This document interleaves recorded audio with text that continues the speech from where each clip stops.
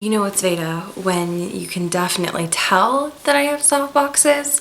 I mean, they're usually on, but like my highlight really isn't that noticeable in real life, I promise you. Happy VEDA! I think I've officially made it past a week, which honestly is a lot longer than I expected. As you can tell by the title, this is going to be a little bit more of a follow-up from the one from yesterday about World Health Day, and kind of discussing some ideas about performativity and taking up too much space. The idea, I guess, of taking up too much space. The idea of taking up too much space or performing in life is something that I do think about constantly, especially because I think for me, my performing in life is influenced by several factors. So not only American culture, as well as femininity for me and my sexual orientation as well, my disability too. But I think the main ones that I kind of want to focus on today, in addition to those, are anxiety and trauma and the way that those influence the way that I perform in life. I try my best on an everyday basis to take up as little space as possible. That's a thing that is like ingrained in me, is to try and go about the world like in real life as like not seen by as many people and not noticed and not heard by as many people as possible. And apparently that's not normal. And I didn't know that until like 2 months ago. I thought that they were always just like quirks, and now I'm realizing that they're ways that I try to like shrink myself down and kind of like pass in the world. From like simple innocuous things as like shutting doors really quietly so that they make as little sound as possible. Same with cabinets. And even like car doors, which like that's not a thing. To like always tucking in my stomach no matter where I go, like always using my ab muscles to do that. To things such as not singing in front of people. I don't like chew loudly, like that's a thing that like these things are like constantly on my mind all the time.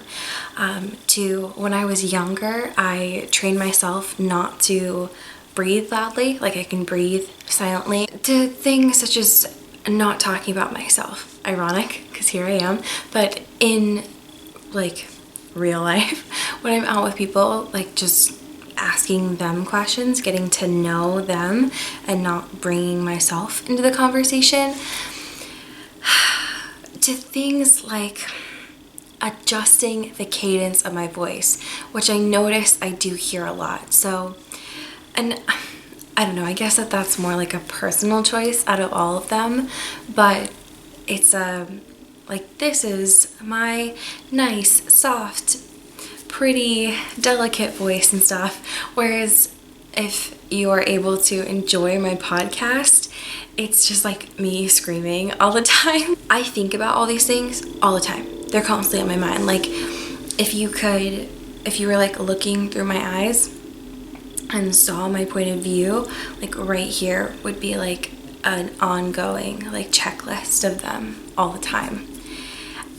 And I thought that that's how everybody else was too. And apparently that's not a thing. What is it like? What is it like to not feel that way? The idea of not taking up a lot of space, that's just like where I'm constantly feeling. And it's not good. I'm not advocating for this at all. In fact, I think the point of me making this is more like a call out to myself to be like, hey, do the thing.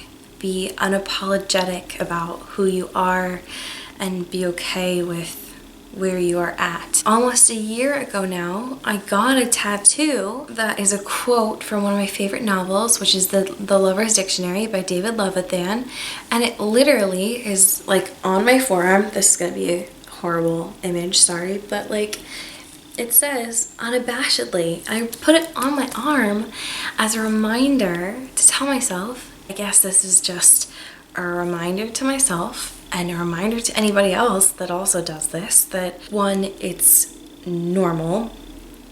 It's not okay in regards to like American culture. Like, I think that it's not cool that this is a thing that folks are taught, because I do think that it was definitely taught to me, but also the component of like the anxiety and the trauma, like the stuff that's in here,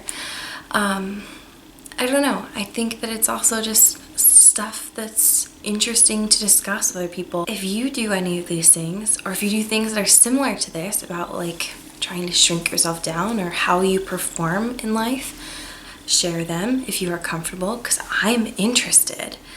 This is something that is super intriguing to me. But until then, I'll see you tomorrow.